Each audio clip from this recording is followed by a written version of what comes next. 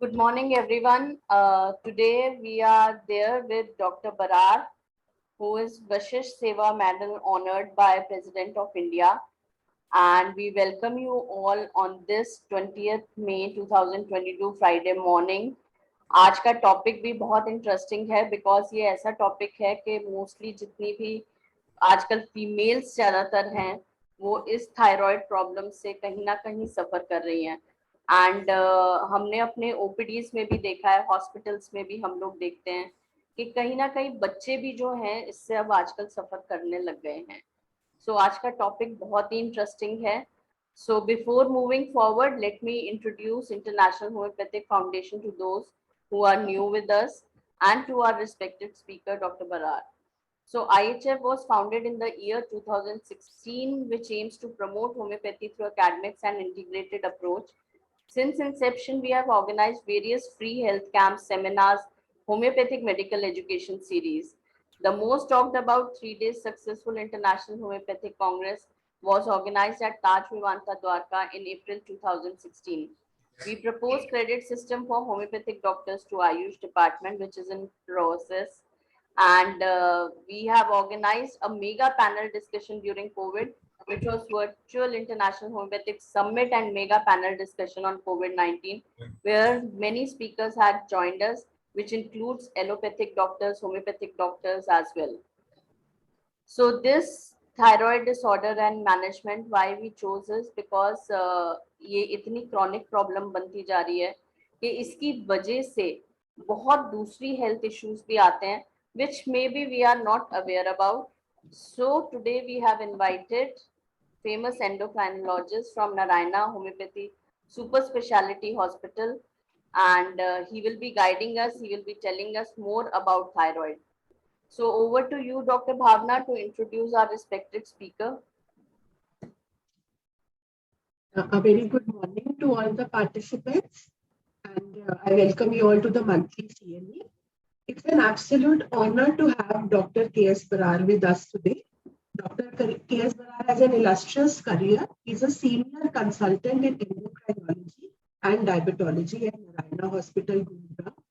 He has been trained at All India Institute of Medical Sciences, where he gained rich experience in managing all kinds of adult and pediatric endocrine disorders. He has rich clinical experience of 30 years from Army and 21 years in managing endocrine and diabetes patients. He is an excellent teacher, gifted researcher, a gifted orator, and a prolific writer.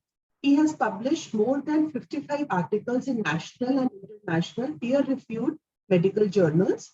He has written many chapters and is a co-editor of 4 textbooks for TG students. He is a recognized teacher, guide, and examiner for endocrinology by National Board of Examinations, India. For his distinguished services and contribution in field of endocrinology and diabetology, Dr. K.S.BRAR was awarded with prestigious Vishish Seva Medal by President of India, Honorable Shri Pranav Mukherjee, in 2014, and once again by President of India, Honorable Shri Ramnath Kovind, this year in 2022, besides various other awards. He has special interest in treating diabetes mellitus, thyroid disorders, neuroendocrinology, metabolic bone diseases, including osteoporosis and adrenal disorders. It's an absolute pleasure to have you, sir. And we are really keen that we all learn from your knowledge and experience on thyroid disorders and their management. Over to you, sir. Thank you so much, ma'am. It's a pleasure, absolute pleasure to be here between you all today. I don't think I'll be able to tell you more than you know, but definitely we'll have a good interactive session today. Maybe I'll be able to learn a bit from you all also. Today I'll be speaking on thyroid disorders and management. It's such a vast topic, but today I'll just give you a bird's eye view. Bird's eye view of what are the thyroid disorders, what are the common disorders, and how we manage them. Ma'am, can we start the slides? Yes, sir. I'll just share the slide. Just give me a moment. I'm sorry, I'm not able to control it from here.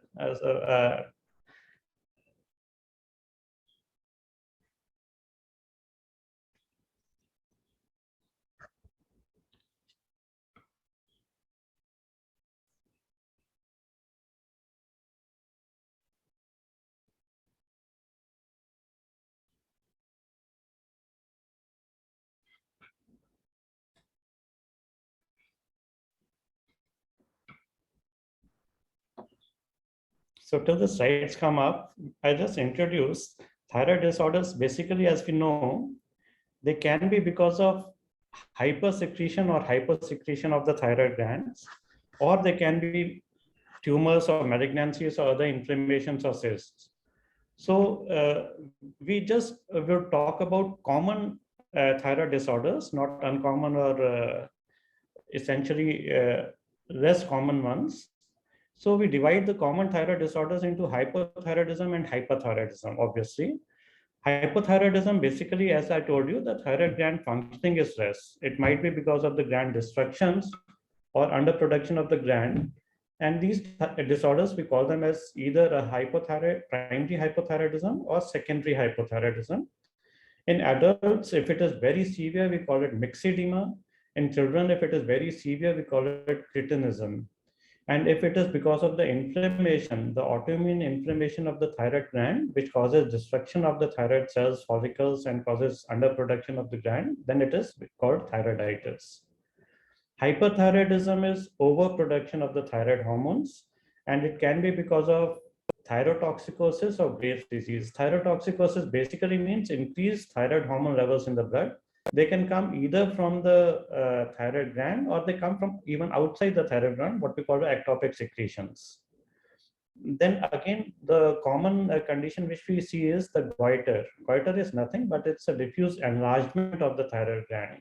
Now, the goiter can be what we call a euthyroid goiter. That means the thyroid hormones might be normal, the thyroid might be functioning normally, but it is enlarged. So we'll talk about that. And then lastly, there can be neoplastic processes which can be benign or malignant. The benign tumors or the malignant tumors, malignancies in the thyroid gland. Next slide, please. So what are the common causes of hypothyroidism? What I am showing you is a dietary iodine deficiency. Now, dietary iodine deficiency since 1986, when India started iodization of the salt, iodized salt program had started, the prevalence of iodine deficiency disorders has drastically reduced over the last 30 years, 35 years actually. And now the most common causes, what we are showing is the third, that is the autoimmune disorders.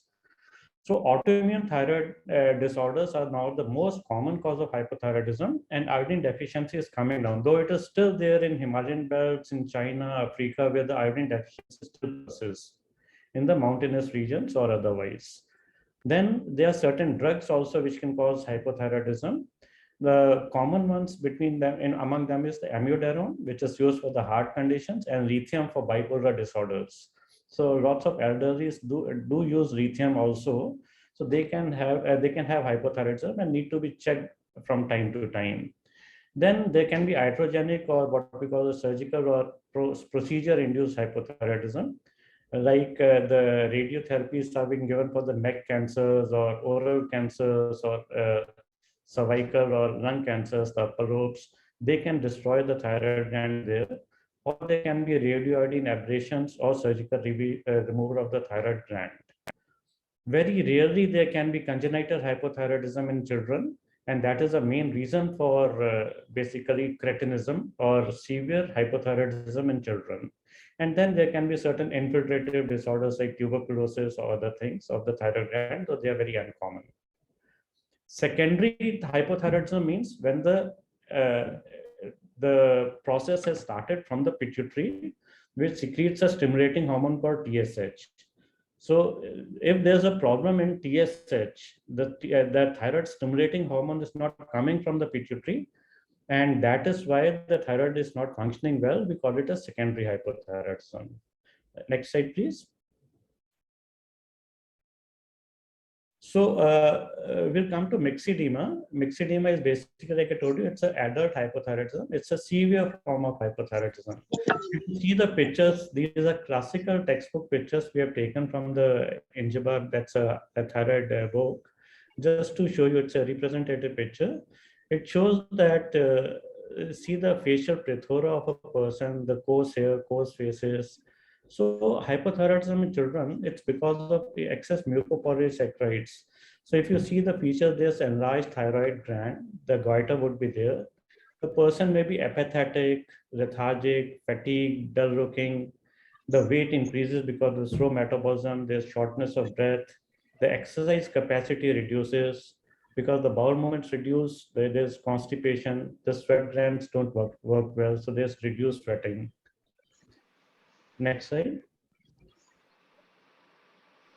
So the skin, like I said, it can be dry, thickened. There may be a slight yellowish tinge in the skin. It's because of the carotenemia, and its slow blood flow causes the skin to be cool, not warm like in thyrotoxicosis. The facial puffiness and periorbital swelling, like you can see in the picture, that's in again in the severe hypothyroid states. The hairs are dry, coarse. There can be ptosis because of infiltration of the orbits, and there may be broadening of facial features, what we call a pseudo-acromegaloid features may come. Enlarged tongue, broad features, at times severe myxedemas or hypothyroids can be, at times they look like acromegaly, so we call it pseudo-acromegaly or acromegaloids. Voice becomes hoarse, BMI reduces, that causes cold intolerance, weight gain. In other systems, there can be anemia. Normally, we have a normocytic normochromic anemia of a chronic disease. Menstrual common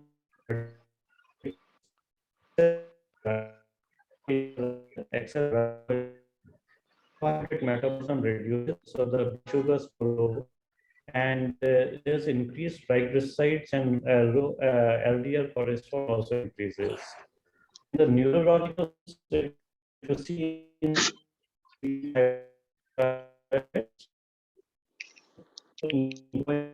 psychosis, we call it myxedema madness, or they can have early tenderness. There can be a big tendon jerk. So the tendon jerks, if you see the knee jerks, they are delayed. And please, yeah. So similarly, if you see, Sorry to interrupt, sir. Your voice is cracking in between.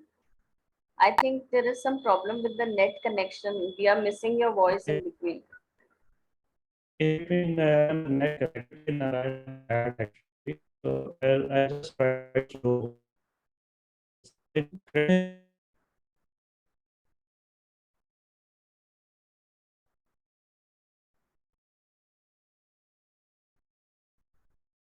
So we can't hear you actually properly. Dr. Bhavna, आपको आ रही है आवाज ठीक से? No, It's even I was a about general to say, problem. We saying, all sir, are facing it. हाँ जी sir, हाँ जी. I think it will be over. It can be a temporary delay in the. हाँ जी sir. Sir, please continue.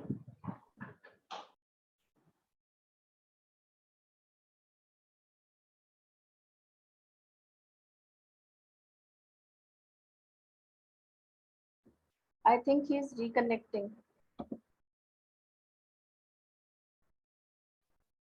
Can you hear me? Hello, can you hear me, ma'am? Yes sir, yes sir. No, we can hear. Now we can hear. So I think there's some issue. So for that, I try to Again, disruption. Network issues are. Yes sir, there is some network issue, I think.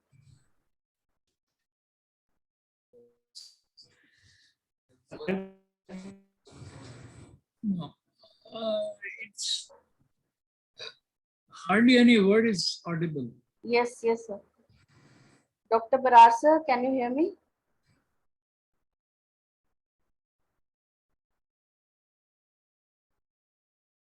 I'll just call him and check, sir. I'll just call him. Okay.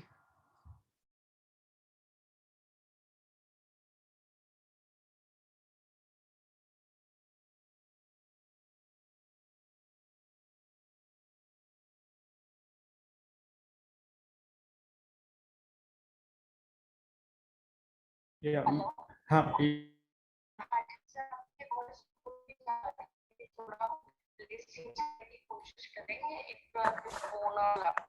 Yeah, I'll go to the other place in the room and I'll try that. Yeah. Please do, sir. Please do. Can you hear me now? Hello. Yes, sir. Now, Yes, now it sir. is better. Now voice is better. Yes, it's better, sir. So can you have the next slide, please? So like I said, the cretins can be more commonly seen in iodine deficiency areas in Himalayas, China or Africa. But now with iodine supplementation, the cretins are quite less seen. Clinically, if you see these cretin children, they can have skeletal development delays. So they can have short statures. They have severe CNS developmental delay. The milestones get delayed. They are often mute and deaf children. And they can have stunted growth, coarse, thick hair, dry skin, protuberant abdomen, and sexual development is delayed. Next slide, please. So this is just a picture depicting a euthyroid child and a severe cretin. If you see on the right side, the girl is 17-year-old and she's got severe short stages. She's got a stunted growth and delayed puberty and basically the delayed developmental growth. On the left side, if you see, it's a euthyroid child, 6-year-old, and you see the height difference between 6 and 17-year-old. So this is what a severe hypothyroid, if not treated, can do to a child. Next slide. Next.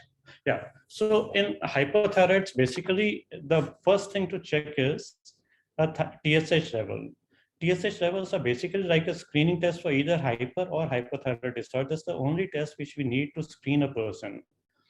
A hypothyroid, the TSH is increased, the free T3 and free T4 are reduced. This is in a what we call a hypothyroid state. There can be a subclinical hypothyroidism, so in which only a TSH may be increased, but T3, T4 may be normal. So treating a subclinical hypothyroid is not always there. We need certain indications to treat subclinical hypothyroidism. Now, like I said, almost 90-95% of cases are because of autoimmune disorders. So anti-TP antibodies and anti-thyroglobulin antibodies may be increased. Now, managing hypothyroidism, like I said, for subclinical hypothyroidism, the treatment is required only if TSH is more than 10, repeated once more. Basically, on 2 occasions, it's more than 10, or if there are overt symptoms of hypothyroidism, that is subclinical hypothyroid, we are saying when T3, T4 is normal, only TSH is raised. Or if a person has got depression, or if a lady is pregnant, in pregnancy also, even slight increase in TSH is not acceptable. And in case a person has severe dyslipidemias, so which can be secondary dyslipidemia. And just go back now. So in adults, the normally the dose maintenance dose of thyroid hormone supplementation is about 1.6 microgram per kg. We titrate it, it's patient to patient dependent. In elderlies, maybe they might not require that much. A person with cardiac disorders will have to go slightly slow and build it up, not immediately go to 1.6 microgram. In children, we might have to increase it actually from the beginning from up to 5 microgram per kg. So depending from person to person, we have to titrate the doses. We all know that it's required to be taken empty stomach to increase or to have an optimal absorption, because calcium and other things, they can reduce the absorption by almost 30 to 40% in adults and children. Next slide, please. So second common disorder is what we call thyroiditis or inflammation of the thyroid gland. Thyroiditis can be acute, subacute, chronic thyroiditis. So most common what we see is Hashimoto's or subacute thyroiditis. It's basically because of the autoimmune disorder, the thyroid gland, the cells, follicles, they are destroyed slowly. And over the time, it causes fibrosis. It's more common in females. So that's why the female preponderance is more with hypothyroids nowadays after the iodine supplementations. It can occur at any time, but mostly we see the peak between 4th, 5th, 6th decades. And it's a major cause of, like we said, non-endemic goiters in children. Next slide, please. It can also have genetic components. That means in patients with Turner's and other things, they can have certain autoimmune disorders, and that can also cause autoimmune thyroiditis. So clinically, like I said, there's a depletion of thyroid epithelial cells. So the thyroid gland is replaced by mononuclear cells and they get fibrosed. Once a gland is fibrosed, clinically, slowly hypothyroidism occurs over the time. So if we have a autoimmune hypothyroidism, even subclinical, we treat because it's slowly going to progress over the time. So if the anti-TP antibody is high, TSH is slightly high, but T3, T4 is normal, we still treat a person because autoimmune process has already started in such people. That is why the TSH is on the higher side, even with a normal T3 or T4. These patients of autoimmune hypothyroidism are at a risk of developing other autoimmune diseases also. Like in type 1 diabetes, we try to, as soon as these patients come, we try to look for autoimmune thyroid disorders as well. So T3, T4 is like a routine thing for any person, type 1 diabetic, who comes to us. Similarly, like celiac disease, we have to check these patients for celiac disease as well. So any other autoimmune disorders can be associated with one autoimmune disorder. But like I said, the cancer risk is very small in thyroiditis. Next slide. So how to evaluate? Thyroiditis basically is to be initial phases. It can be associated with the hashitoxicosis, what we call. That means initially when the thyroid gland is inflamed, whatever thyroid hormone is stored in the gland, it comes out of the gland. So there's an initial phase of hyperthyroidism. In the blood, the thyroid hormone is more. So when a person is initially having thyroiditis, the initial TSH may be low and T3, T4 may be high. So to exclude this condition or differentiate it from hyperthyroidism, we need to do ultrasound and Doppler studies of the thyroid. So it may show that the blood flow may be normal or reduced in thyroiditis, whereas it may be increased in hyperthyroidism, the blood flow or to the gland. And the ultrasound may show various fibrotic areas or small nodularities in hashitoxicosis or Hashimoto's thyroiditis. To confirm the findings, we need to, before the patient is put on treatment, we can do a thyroid scan. That's a nuclear scan. If we do a technetium 99M thyroid scan, it may show a reduced uptake in thyroiditis and increased uptake in hyperthyroid states. Because the thyroid follicles are destroyed, obviously, so there's no uptake in the gland with the iodine, radioactive iodine. But thyroid scans are not routinely required. If we have clinical features of subacute or acute thyroiditis, that is a small goiter, fever, pain in front of the neck, and a short history. So they point towards thyroiditis. And to differentiate it clinically, a person has to, between hyperthyroidism, the hyperthyroid patient will have a long history. The history of symptoms might be in months, and also the patient may have eye signs. The eye signs, the thyroid eye disease is not there in thyroiditis, but it is there in hyperthyroidism.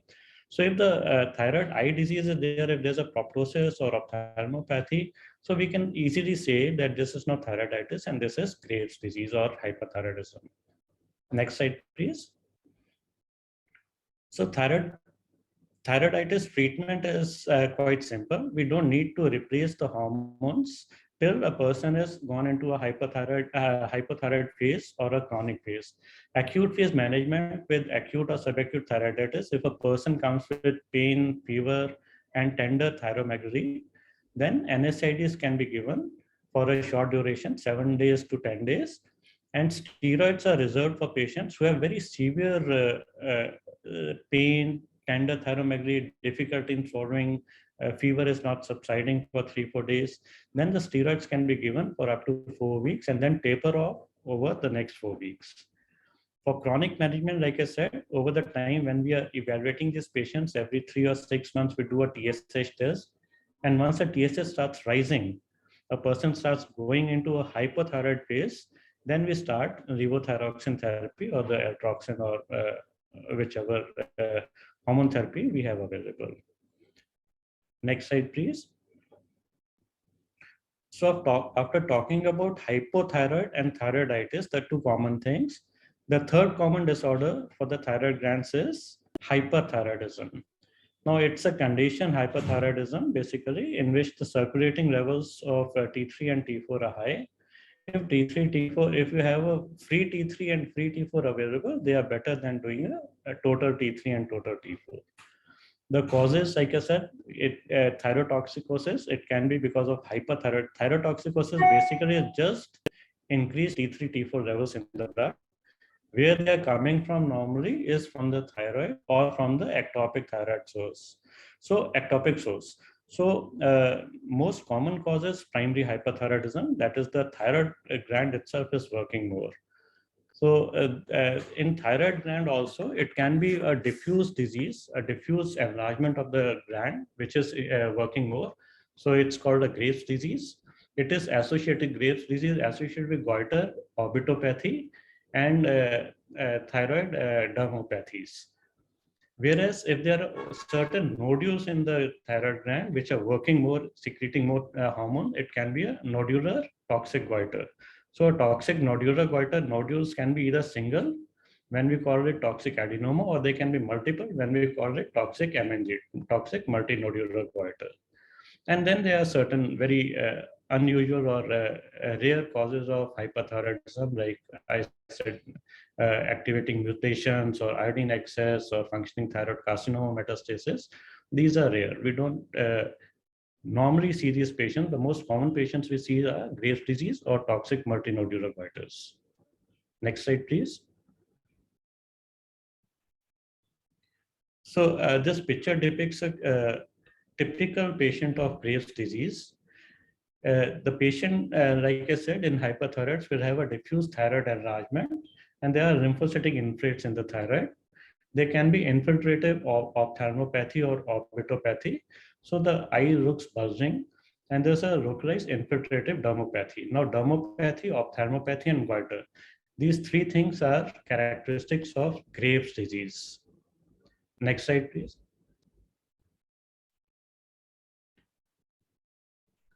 So the peak incidence of hyperthyroidism or Graves' disease is between 20 to 40 years. Females preponderance is there. Familial link is there because of it's an autoimmune disorder. Like in pathogenesis, I said it's an autoimmune disorder. There can be certain thyroid stimulating antibodies which act like a TSH. And this TSH, thyroid stimulating hormone, it can be replaced from the receptors, and these thyroid stimulating antibodies which are longer acting can replace this TSH at those receptors. So wrong acting thyroid stimulator antibodies, they can cause excess stimulation, and thus the T3, T4 are formed more. And there can be certain protectors of these antibodies which prevent this inactivation. That is why the activity of these thyroid stimulating antibodies is for long, and that is why the hyperfunctioning of the thyroid gland happens. This prolonged action is because of what we call a cyclic AMP. Through the cyclic AMP, it's acting and causes prolonged action. Next slide. Because T3, T4 are being formed more, obviously, then that causes hypertrophy of the gland. Exophthalmos, or the protrusion of eyeball, if you see, exophthalmos is called when you can see the black, that's the cornea in the center, and above that you can see the white sclera. So above and below.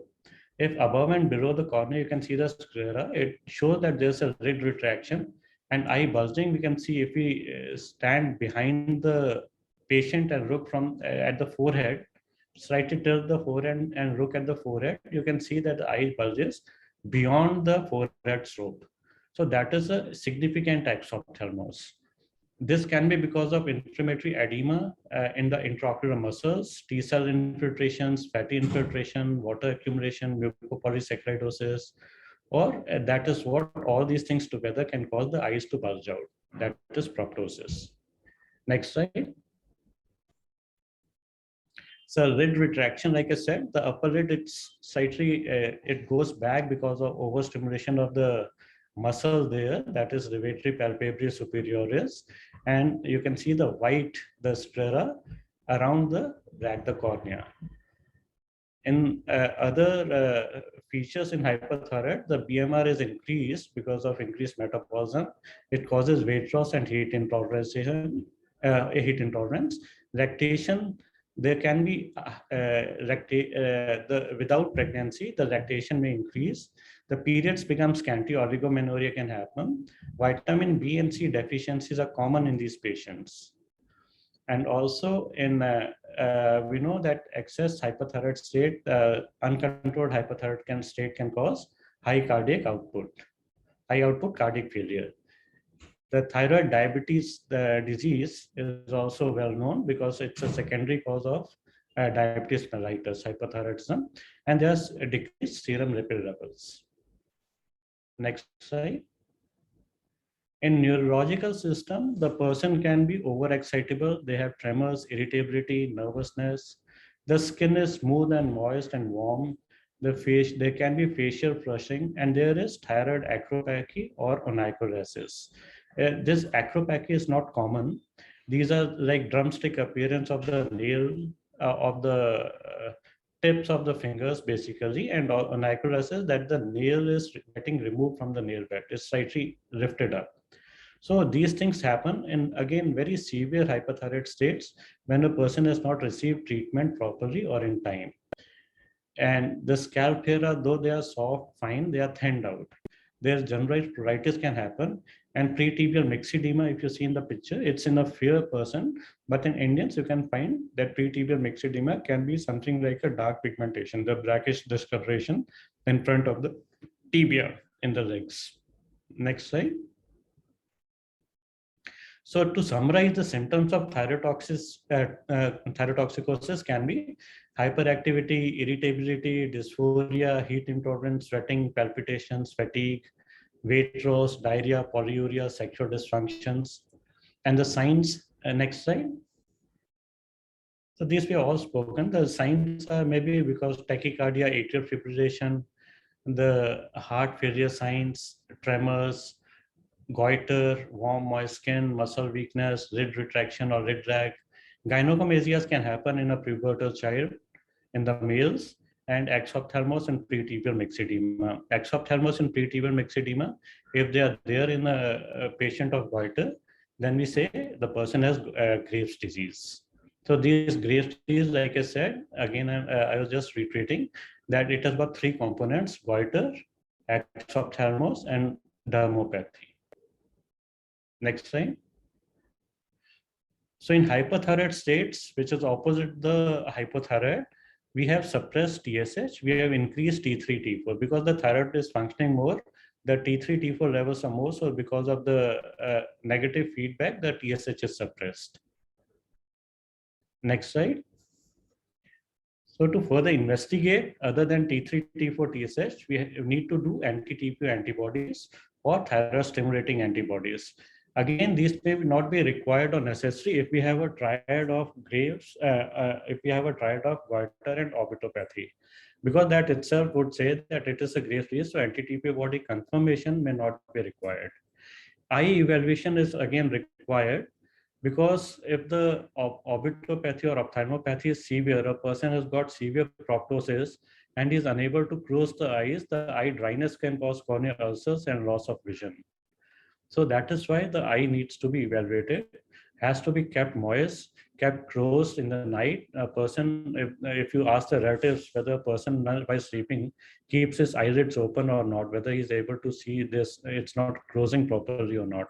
If it is not, that means he will require maybe an eye pad may be required in the night, or the eye drops also would be required, eye ointments for a longer duration. Ultrasound thyroid and thyroid scan, again, like I said, they can differentiate between thyroiditis, early phase of thyroiditis, what we call hashimotoxicosis, and between hypothyroidism. Thyroid scan, again, it's expensive and slightly troublesome test to be done. So it is required. If required, we can do it, but it confirms. The test is very useful. It not only confirms hypothyroidism, it can also pick up something what we call cold nodules in the gland, which can be cancerous. Next slide, please. So management of hyperthyroidism, it's not as simplistic as we are showing it here. That is anti-thyroid drugs, normally we start, or we can have another option for treatment, that is either a surgery or radioiodine ablation.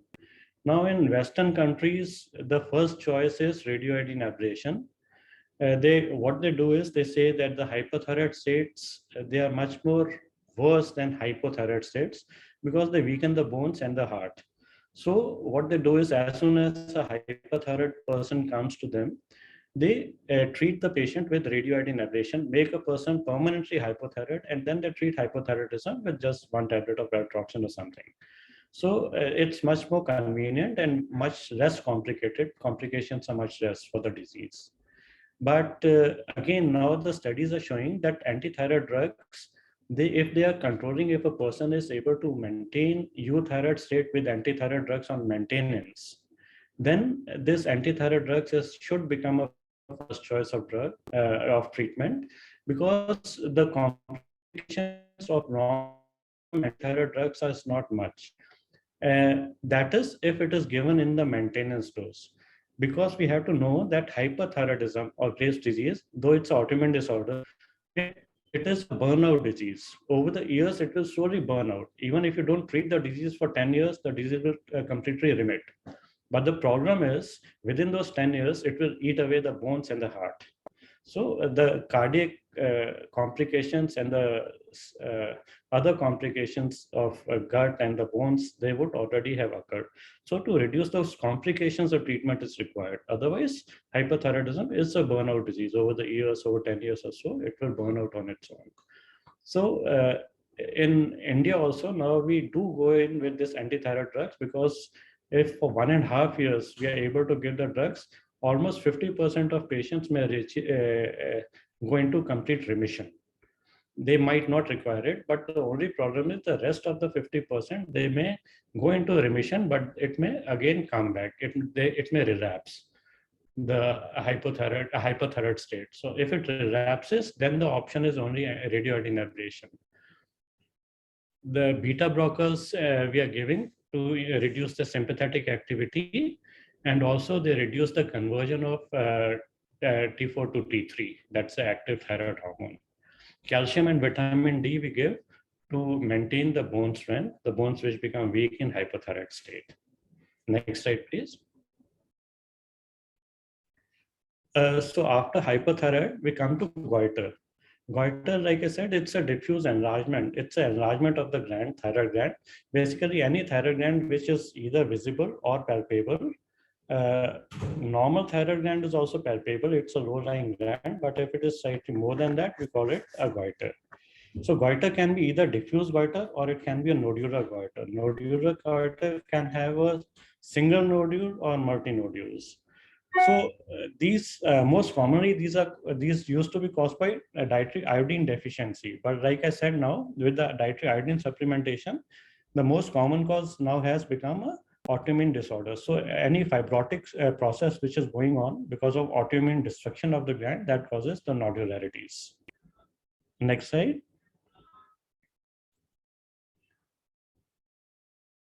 So the goiter can be either endemic or sporadic. Endemic goiters, like I said, it's mostly seen in the iodine deficiency areas.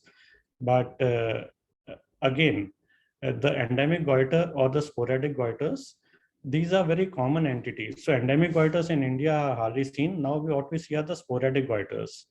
Now, the important thing is there's a certain food which contain goitrogens. Goitrogens are basically the food which can cause goiters to develop. And these are some cruciferous plants, basically, like cabbage, cauliflower, turnip, sprouts. All these things, they contain the goitrogens. Goitrogens, basically, these are anti-thyroid agents. So what they do is they don't allow the iodine to be used up by the thyroid gland, and then the gland has to function more to try to incorporate this iodine into production of the thyroid hormones. And with the hyper functioning of the gland, there is because of this hyperstimulation, there's hypertrophy of the gland, which is causing this goiter to be formed. Next slide, please.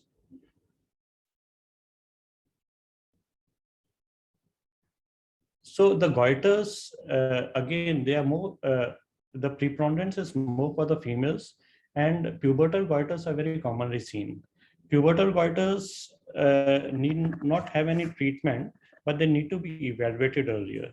The almost within 1 year to 3 years, the pubertal goiters can go down, but not if they are very significantly, the goiter is of significant size.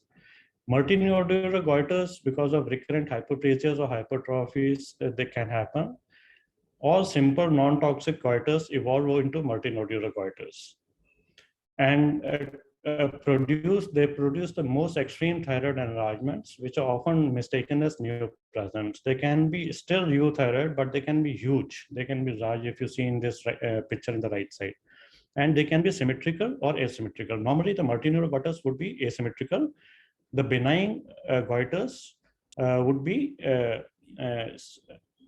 diffuse and enlarged. But normally, the goiters would develop either 1 or 2 nodules, which may be palpable or may not be palpable. It's because of the recurrent hypertrophies and hyperplasias. Next slide, please. So in these multinodular goiters, if you see, few of the goiters, maybe 1 odd goiter or 2-3 nodules, they may start hyperfunctioning. And that is when this multinodular benign goiters convert into a toxic multinodular goiter. That means it becomes a part of hyperthyroidism or thyrotoxic. Tremor syndrome is basically when a person has got a toxic multinodular goiter, but there's no dermopathy or orbitopathy. So it's not the Graves' disease. So if a person has got a hyperthyroidism and has got multinodular goiter, but there's no dermopathy or orbitopathy, so they don't fit into the criteria for Graves' disease. So these are toxic multinodular goiters. These are called Tremor syndrome. All the goiters of significant size may cause the mass effect. They can cause dysphagia, compression of the large vessels, airway obstruction. So these are the people which need treatment, surgical intervention or radioiodine therapy intervention to reduce the thyroid mass. Next slide, please. So to evaluate such patients of goiter, we need to do a TSH, a screening TSH, to see whether the gland is functioning, hyperfunctioning, whether there's a suspected toxic MNG or there is some malignancy has developed in the nodule. So we need to do ultrasound, a thyroid scan, and FNAC of the nodule, the largest nodule. And that FNAC may be, if the nodule is large enough, that's fine. Otherwise, a sub-centimetric nodule or a slightly small nodule may require ultrasound-guided FNAC to exclude basically malignancies in these goiters. Next slide. So management, like I said, benign thyroid nodule, there's no need to intervene much. We just follow the patient. Unless the thyroid size is increasing too much, if a patient feels that it's visually it is looking very bad, so cosmetically a person says that the goiter is very large and I want to get it operated, that's a different thing. Otherwise, we don't have to do anything. If a person is euthyroid with normal hormone levels and there's no evidence of malignancy, we just leave it. AFTN is basically autonomously functioning thyroid nodule. So instead of toxic nodule, there's only one nodule which is functioning. So single nodule is very easy to treat, and we just give a radioiodine ablation. The radioiodine goes into that autonomously functioning single nodule and it destroys it. So it's a complete 100% recovery, and there's no need for any replacement also. And surgery and antithyroid drugs only if radioiodine ablation is contraindicated in a person, like say if a lady has got malignancy, pregnancy or some other issues, then. Toxic MNG, because there's a patchy uptake, radioiodine ablation is not a very good choice, but antithyroid drugs and surgery, again, depending on the patient's preference and how big the nodules are, the goiter is. If the goiter is very big with a mass effect, obviously surgery would be the first choice. But if the person has got a small goiter with just 2-3 nodules, small nodules, sub-centimetric nodules, then antithyroid drugs would be a better choice. Next slide, please. Okay, sir. So I've come to the end of this brief introduction to thyroid disorders and their management. And this was a very simplistic approach and a view of just few common disorders, that is hypothyroidism, thyroiditis, and the thyroid nodules. So if there's any comments, we can take it from everyone. Thank you Or so some much, Dr. questions or BRAR. It comments. was really a very enlightening session. And जिस तरीके से आपने management part लिया दोनों का, हाइपरथायरॉयड and hypothyroid का, so it was well explanatory, I would say. I request Dr. R.N. Vahi sir and Dr. Mukinder sir to kindly give their special remarks. Before we proceed on to the special remarks, I think which will be done better by Dr. Mukinder Singh. In our clinical practice, what we really find is most of the cases they will present a high level of TSH.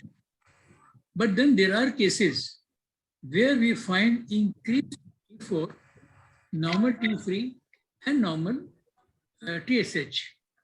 So what do they really indicate? So that means what, or in other words, okay, please explain us the variation in the T3, T4 levels and again FT3 and FT4 levels. So what the real exact differentiation between the two? Sir, normally what happens is, like I told you, there's an entity called subclinical hypothyroidism. Subclinical hypothyroidism means the person has not become overt hypothyroid. So that is why the T3, T4 levels are normal. The gland is over functioning to produce more gland. So because the gland is, the T3, T4 levels are normal, but the stimulation from the brain has to come a bit more to compensate for this early period of hypothyroidism. So TSH is high. Now TSH high can be normally up to 20. In subclinical hypothyroids, more than 20, normally we say it is a overt hypothyroid. So you have to go in for a free T3, free T4 levels. Again, there are certain policies in getting thyroid hormone test done. Normally, thyroid hormone levels, when we get a person to do a thyroid hormone levels, nowadays what they're doing is they're giving the samples from home. They call Lal Patsaheb or someone from home and give the samples. What happens is all these samples have to be processed within 2 hours. That means they have to be processed, means the serum has to be separated within 2 hours for the samples for the thyroid hormones. Otherwise, they give fallacious reports. So it can be that maybe the T3, T4 levels are coming normal, though they might be reduced. So these policies, we have to tell the patient that you always go to the lab and give it, because what happens is the person who comes home and takes the sample, these samples reach the lab by almost after 4-5 hours. Morning 8 o'clock, they take the samples and they deliver the samples at 2 o'clock to the hospital or the lab. So that is a very, very common policy. Otherwise, subclinical hypothyroidism, the best thing to do is do a free T3, free T4 level so that we know that there's no thyroid binding globulins which are interfering with the assays. Free T3, free T4 are also required in pregnancy cases.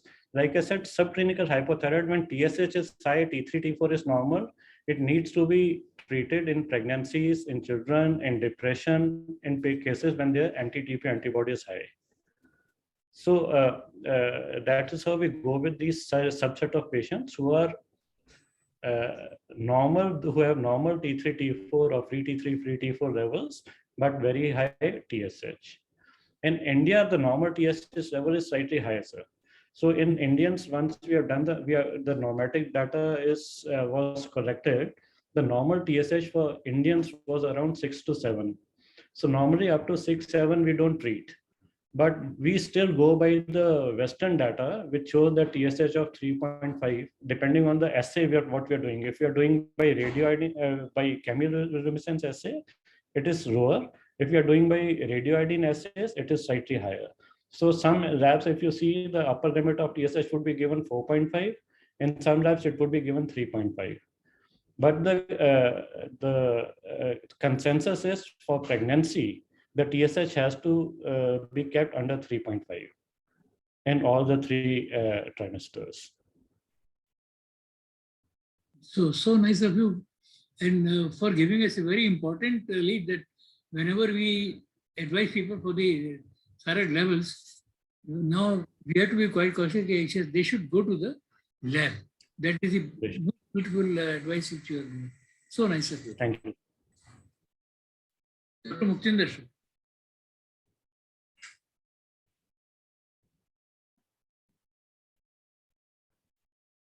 Sir, I would like to ask, like for hypothyroid, you just mentioned that we don't need to treat if the TSH is, below 10. So any such parameter for hyperthyroid, like what should be the TSH? In hyperthyroid also there's an entity called subclinical hyperthyroid. Subclinical hyperthyroid means the TSH is low, but T3, T4 is normal. So with the low TSH, we need to treat it only if a person has got bone density is reduced or a person has got a cardiac problem. Only these two conditions. Otherwise, slightly low TSH need not be treated because T3, T4 is normal. Okay. Thank you, sir. Good morning, sir. I'm Dr. Madhuri. Can I ask a question? Sure, ma'am. Sir, can you please tell us something about parathyroid also? Okay, ma'am, parathyroid glands, they are just abutting the thyroid glands. So normally parathyroid glands, they are secreting a hormone called parathyroid hormone. This parathyroid hormone is essential for the calcium milieu. So once this parathyroid, if we are doing a thyroidectomy, say total thyroidectomy because of some thyroid cancers, like medullary thyroid or benign thyroid tumors, they may remove the parathyroids also inadvertently. Maybe they are not planning to remove it, but it gets removed in thyroidectomies. Even if they don't remove it, the blood supply is just nearby, just next to the thyroid gland edge margins. So even the blood supply can get disconnected or get compromised. So these parathyroid glands, they stop working after the thyroidectomies. If a person has undergone total thyroidectomy, that means a parathyroid, you take it that they have also been removed because they're just abutting and they don't remove it separately. Because if they remove the parathyroid or try to preserve the parathyroid, some amount of thyroid tissue may remain. And if a person is getting operated for maybe malignancy, they need to remove all the thyroid tissue, not a single tissue should be remaining.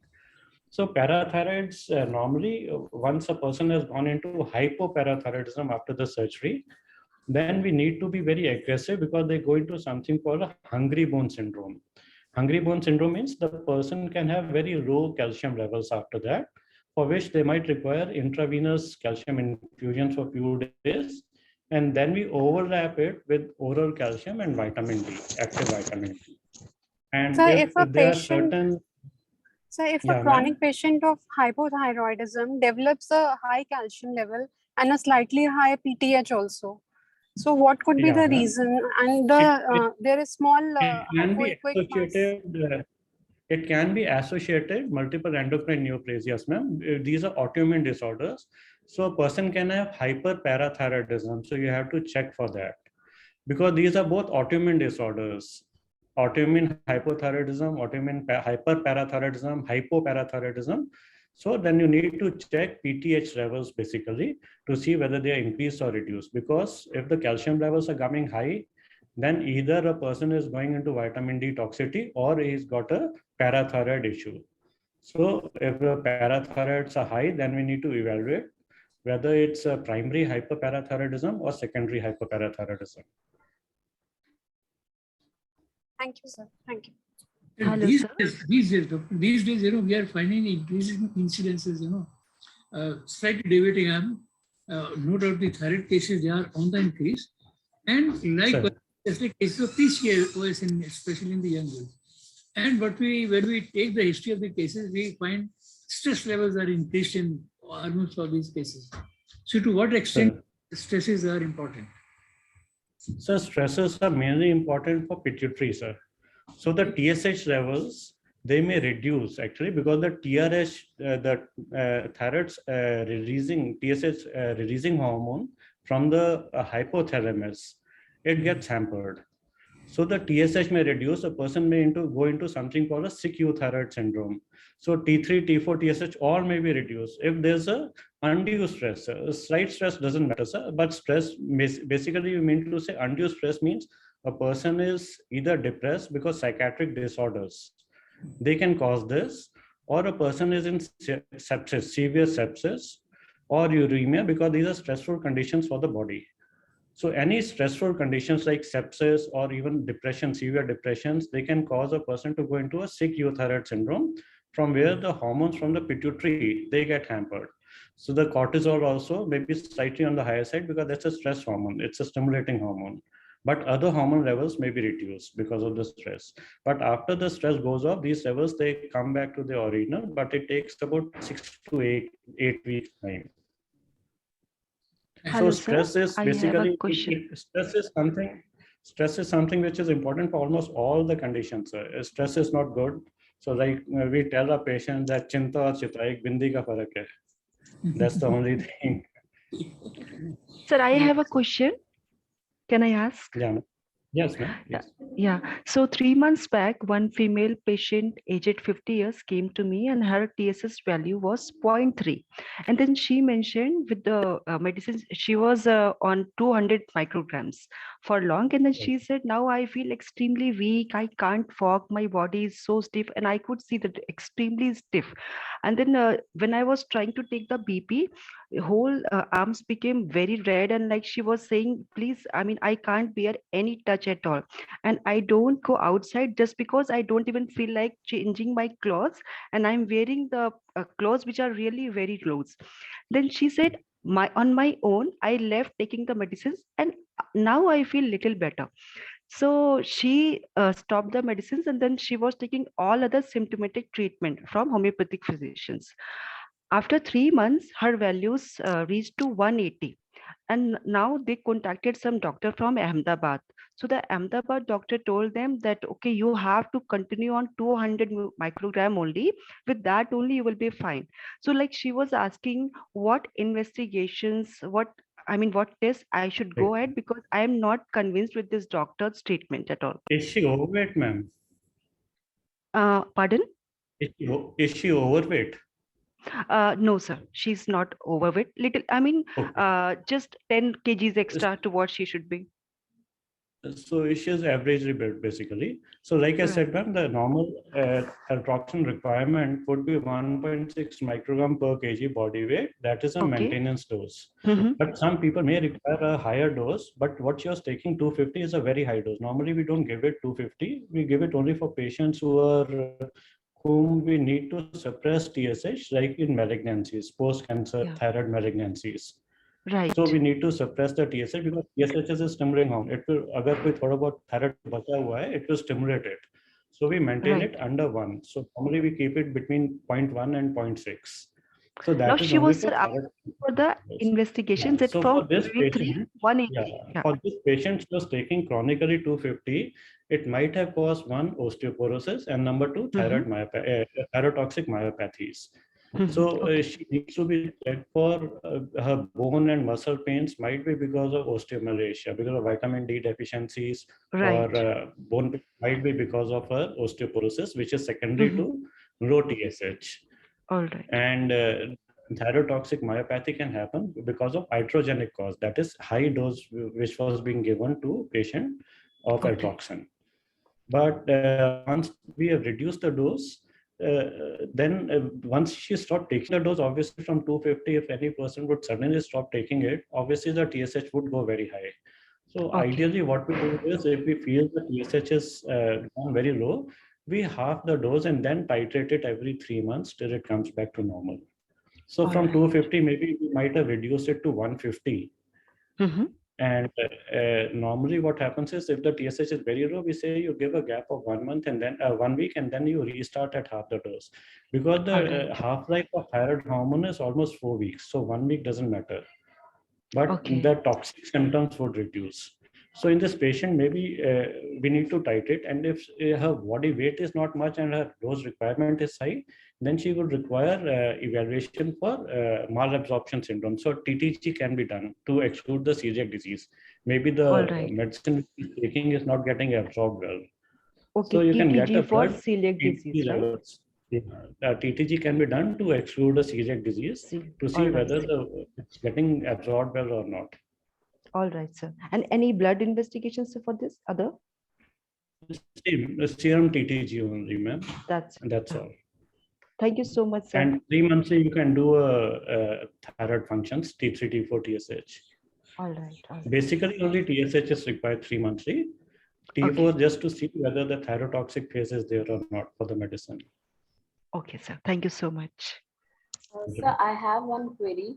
Most of the hormonal medicines, like if a person has diabetes or a person has thyroid, why they are suggested to take these medicines empty stomach? Is there a specific reason for that to take before breakfast on an empty stomach? Like I said, initially I told you it's to be taken empty stomach thyroid medicine. That is altroxin, because it's hampered. The absorption is hampered by the food products which contains more of calcium. So most of the time we say, as soon as you get up from the bed with a sip of water, you take altroxin and then get up from the bed, go to washroom, brush vagara kariye. Once you come back, at least 45 minutes should pass before you take your bed tea or something which contains calcium. So calcium is one thing which immediately would reduce the efficacy by almost 30 to 40%. So that is why it said that we give it initially. For anti-diabetic medicines, most of the anti-diabetic medicines are given before food, obviously, because if you don't take it after food, the effect will last for a longer time and the person will go into hypoglycemia after 3-4 hours. So to reduce the chances of hypoglycemia, except for metformin, all other medicines are taken, anti-diabetics are taken before food. And any medicine which is in combination, metformin in combination with something, say sitagliptin or glimepiride, it is again to be taken before food. So combination medicines before food, even with metformin, and rest all medicines before food. Okay. And should there be any gap in medicine if a person is diabetic and No. Yeah, for thyroid, ma'am, it's basically half an hour, nothing except water. Okay. For diabetic medicines, there's no issue. You just take the medicine before food, just before food, and start your food. Okay. Anti-hypertensive medicines, BP medicines can be taken anytime. They've got nothing to do with food. You have to tell your patients, morning when you get up, don't wait for the food. कि मैंने breakfast नहीं किया था, मैंने दवाई नहीं ली है. BP medicines have got nothing to do with food. They have to be taken on time. Okay, sir. Thank you so much, sir. Any other queries? Good morning, Dr. BRAR. I want to ask you that if someone missed the dose of the medicine, which is of altroxin, which is to be taken empty stomach, so can it be taken after 1 or 2 hours of the food? It can be taken, ma'am. It can be taken after some time. Only thing is the efficacy might slightly reduce, but you can't miss the dose.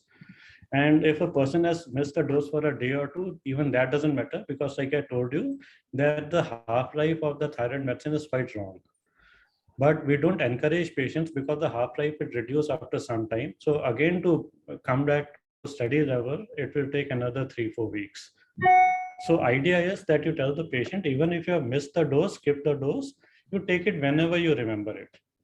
So even if they take it immediately after food, if they remember, मैंने अभी खाना नहीं खाया था, अभी मैंने miss कर दिया और खाना खा लिया, maybe after half an hour, 1 hour. Normally the gastric emptying time is about 2 hours. So after 2 hours, if he takes, the efficacy would be better. But immediately after food, if he takes, then the efficacy may be slightly less, but at least there would be 70% efficacy. So missing the dose is not an option. Thank you. And if the patient accidentally takes twice, sometimes it happens and patient comes. Yeah, again, only thing is there can be you say patients have come with 10 tablets of altroxin.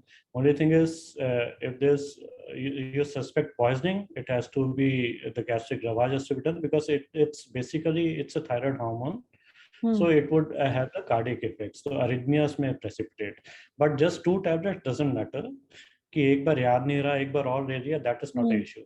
But if intentionally a person has taken 5-6 tablets, then they may go into a thyrotoxic crisis that can cause atrial fibrillations, arrhythmia, so they need to be admitted and checked.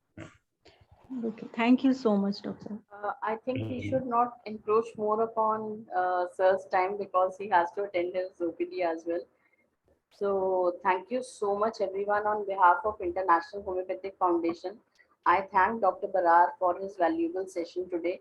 And sir, we would request you that in future also we will invite you once again, because there are so many problems related to hormones these days that we would like to have another sessions with you in future. Definitely, ma'am. It will Thank always you. be a pleasure. Thank you so much. For calling me Thank you, today. Narayna Superspeciality Hospital, Mr. Chetan Nagpal, who has been coordinating with me regarding these webinars. Thank you, IHF team, who is working hard day and night to make these sessions successful. So thank you so much, everyone. We will be meeting you again, and we will be joining in the month of June again with all of you, so that we can have another enlightening session. Thank you so much. Thank you so much, ma'am. Thank you, everyone. Dr. Vaisa, kindly allow me to end the webinar. Please, please do. Thank you. Thank you so much. Thank you. Thank you, all of you. Thank you.